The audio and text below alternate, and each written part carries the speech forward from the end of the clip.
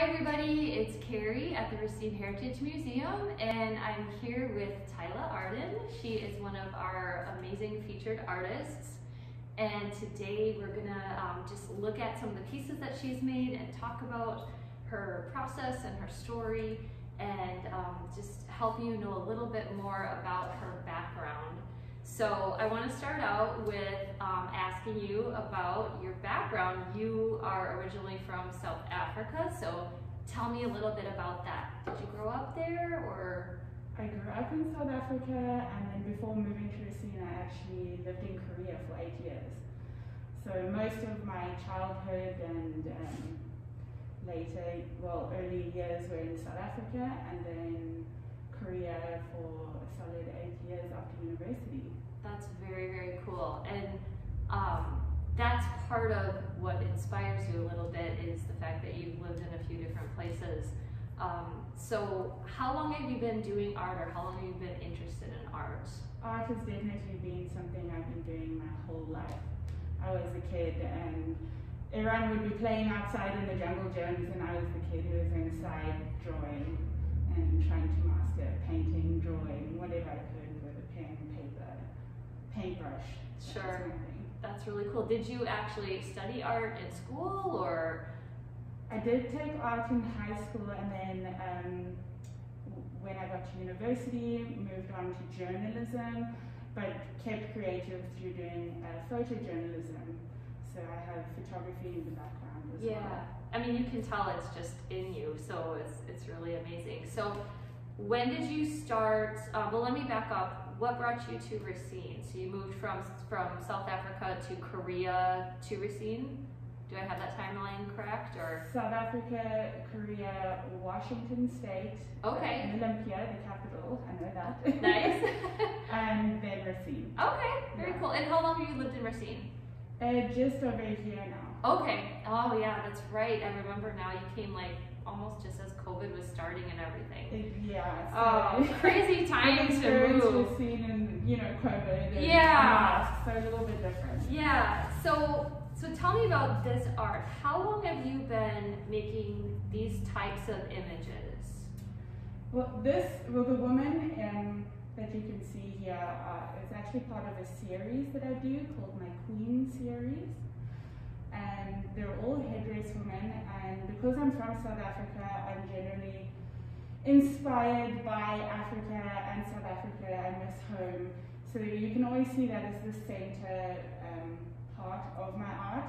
And then all the different places that I've lived throughout the world is kind of inspired by that as well.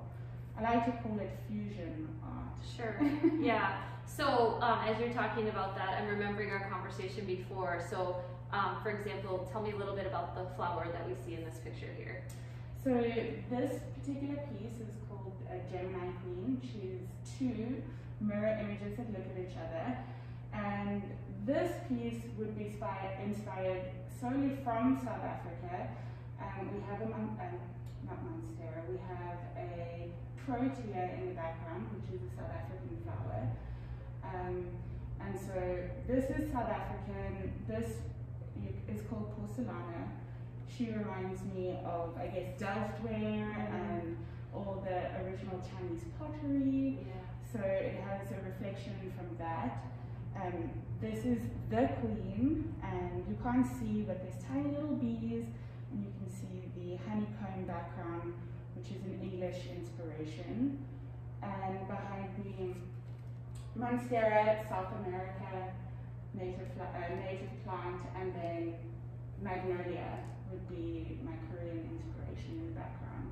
They're just amazing. It's probably not easy to see them really well in the video, but there's so much detail, and even this one, even though it's all done in blue, it's just, the depth is just amazing because of all the detail. And so I love that you bring out the cultures of the different places that you've lived and just sort of express it in that way. So tell me about the Beatles. This is a little bit newer to us. I don't know how long you've been doing those, but the Beatles I actually did for the Racine Museum to begin with. And again, what I do is, based on the Queen series, I do complementary watercolor smaller pieces that I actually go with each of the women. For the queen, I have tiny bees in geometric gold leaf and spacing in the background. And the beetles were inspired by porcelana, that kind of porcelain look. Sure. So they kind of look like porcelain beetles, and each one has a different pattern that's inspired by. Yeah, they're just incredible. And the bees that go with the queen are just breathtaking. That's one of my favorite things. So, so how long have you been making these types of images with the details and such? So the Queen series is a series that I actually started as I moved to America.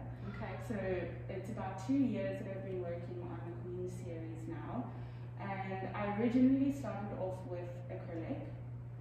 And each of these pieces are much larger than the prints that we're seeing here today. So about 24 by 36 inches. And to gain some texture, I started using modeling paste to create the flowers. Yeah. And in her case, her skin tattoos. Yeah. So that creates some texture using modeling paste and then acrylic. And then for a different kind of, I'd want to say, spacing or, perspective, I try to do watercolor in the background. And so watercolor is actually a very new medium for me to work with. And I've really been enjoying getting to know the medium and working with it. It's amazing. I mean, they're so beautiful. Do you have a favorite?